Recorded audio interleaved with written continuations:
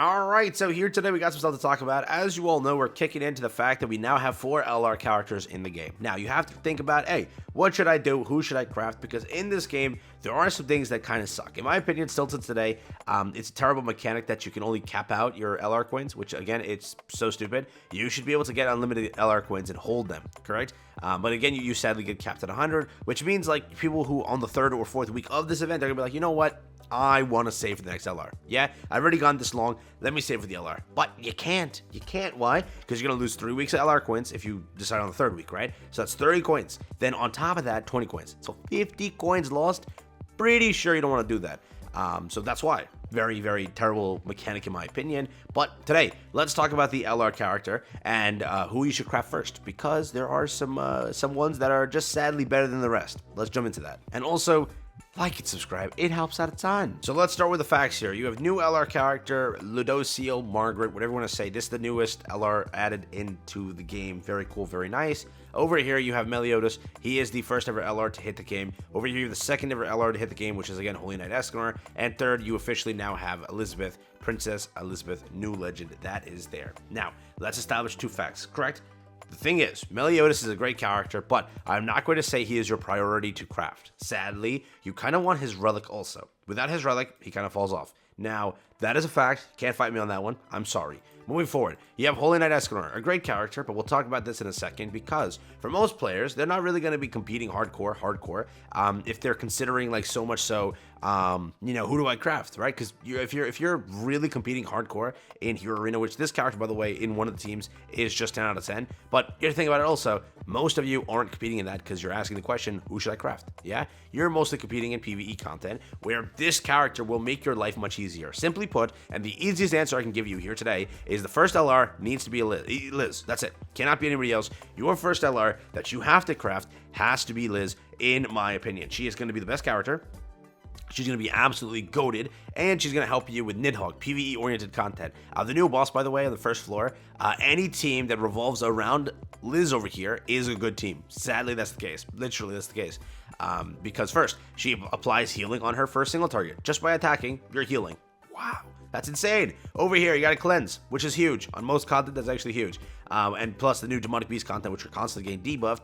Again, if you don't have Margaret, you're forced to run this. So there is that. Beyond that, Shared Warmth. Increase allies' recovery rate 10%, every time the hero heals an ally HP, correct? Very good. Over here, Shared Warmth in PvE battles. I'm not going to read the whole thing because you probably know it, but this is nuts. Clearly, this is nuts, okay? This makes your Nidhogg content much easier. This makes content associated to, like, Demonic Beast, PvE, or anything like that very, very fun and easy. Somewhat, she works on a PvP team, just Goddess team kind of sucks. I'm sorry. But that's the case, correct? That's what you have here. That's this character. Simply put, that's how you're going to win, all right?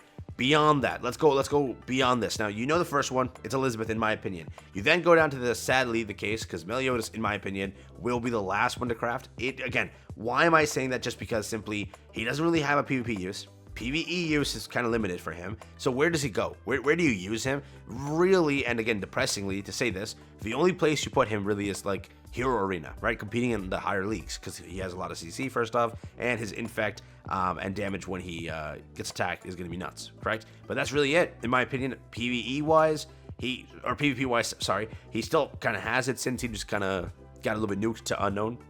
You know, but again, could be good. We'll talk about that in a second, though. There is Ludocio Flash, and there is Escanor, the new character over here. For the most part, PvP wise, not bad, right? It's going to be pretty good for the PvP aspect of it. You're first off getting a huge increase in CC. Second, you have another character buffing on the bench, which is a Latte. Sadly, you might want to pull for the Latte because she's pretty good on the bench. Kind of removing Tristan, so when someone dies in the field, Tristan doesn't like just destroy the whole passive for Mael. You have a Latte, which will fix the passive, correct? Because now all goddesses exist on the field. So that's there. Beyond that also, this character, first off, was already still pretty good. Realize that we use this character in like PvE content all the time. Now, realizing that you get additional buffs on everything, it's going to be pretty good, correct? Simply put, it is going to be pretty good. Now, the only thing is, okay, this character is used a lot, and in my opinion, where we're currently standing, as if we think that Chaos Arthur's next, you have to realize that this character could be like absolutely nuts with Chaos Arthur. And simply, like, regardless of Chaos Arthur, because it kind of is the case, if Chaos Arthur releases, you understand that the meta is going to shift again. That's how 7DS Grand Cross works, right? Every time we get a fast level character, it's just like, oh, meta shifted, here we go. Some characters may not do that because the previous characters may have been broken. For example, Demon King did hell really shift the meta. Well, sort of, yes, actually, take that back. But, you know, wow, I lied completely in that statement. Yeah, I mean, every time it shifts, sometimes it may not. Bad example, let's move forward. This character could be great. Goddess Team could be making a comeback for the first time and be like, nope, Chaos Arthur time, baby. So we don't know. That's the point. But beyond that, let's act like Chaos Arthur isn't there. For PvP, this team is still very good. It very much so is good, okay? So that's there. Beyond that, this character will help you a crap ton if you can formulate that team also for Hero Arena. You can beat Challenger, right? There is that Goddess Team, which again, I think Goddess Team already is good.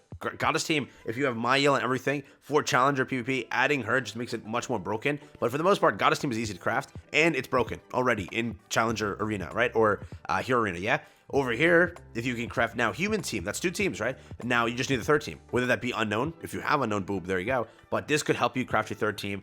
Demon Team is there, Unknown Team. There's a bunch of teams that exist for Hero Arena, but this will help you a crap ton, pushing that Hero Arena stature and getting Challenger. Because again, if you're earning more currency at the end of the day, you gotta realize like, yeah, it's like a trade-off. I'm getting this for now to help me later. But PvE-oriented content, I think this character is going to excel in and absolutely do wonders. That's definitely the case. It is also true that literally this character worked in the last 3 final bosses, correct? 3 final bosses! So anything kind of goes here. Both characters are going to be excellent choices, and it's just simply the case. Sadly, the new content, if you want to clear that, if you want to clear the new content, you're going to need this one. Actually, by the way, JP players have cleared floor 1. Floor 2, stage 1, the bird on floor 2, with this on the new content. Sadly, they can't get past Deer because it just doesn't work. So the main team that they're using right now is this team. Again, it's Goddess Team. Goddess Team is just excellent when it comes to PvE-oriented content, and if you really want to clear stuff, this would be very helpful. But I do think that at the end of the day, both are great options. You're not like losing out on one. Like if you can't even use Goddess Team in Hero Arena, this is going to help you use Goddess Team in Hero Arena. It's going to help you a crap ton.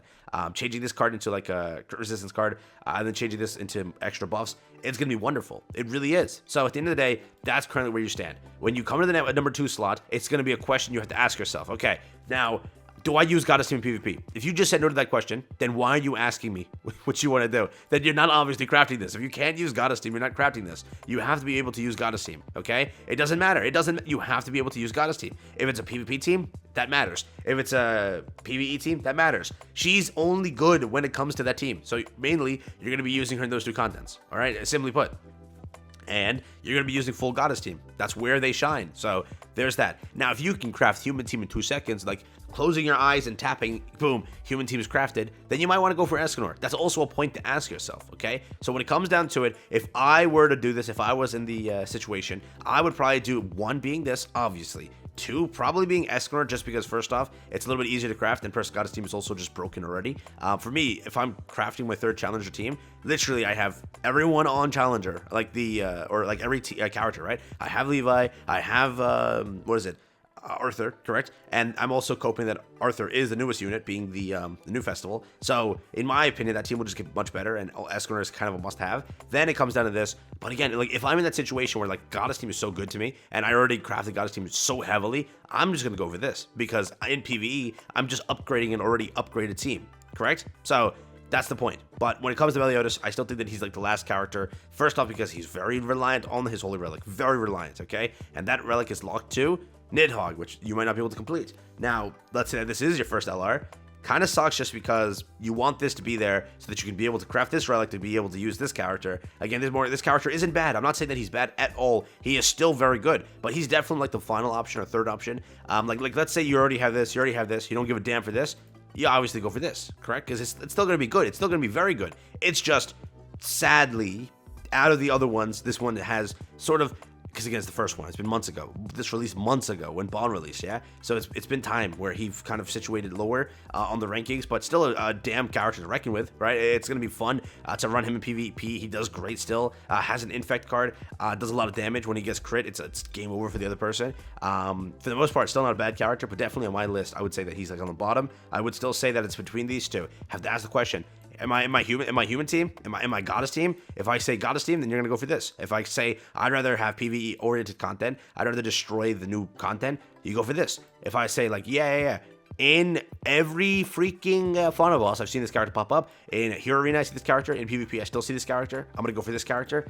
I would say that's also there. So it's again a 50-50. When it comes to the second slot, it's a 50-50. My personal opinion is to lean to this one because I just want to finish my human team and craft that perfectly. And then I would go for this third. But then again, who knows who's third? Who knows who's the next character, correct? So there's that. Now, with that being said, let me know what you think. That's my quick little my TED talk here, my 10 cents. So let me know if you agree or disagree. Again, it's just my early analysis of everything. I could be completely wrong. I could be. I'm just saying it from what my perspective is and where I see each character being the most useful. And again, in my opinion, I'm biased. That's sadly the case because I personally think that Chaos Arthur is up next, and you're going to run Chaos Arthur with him because you're just replacing Green Arthur. So, you see what I mean? I don't know.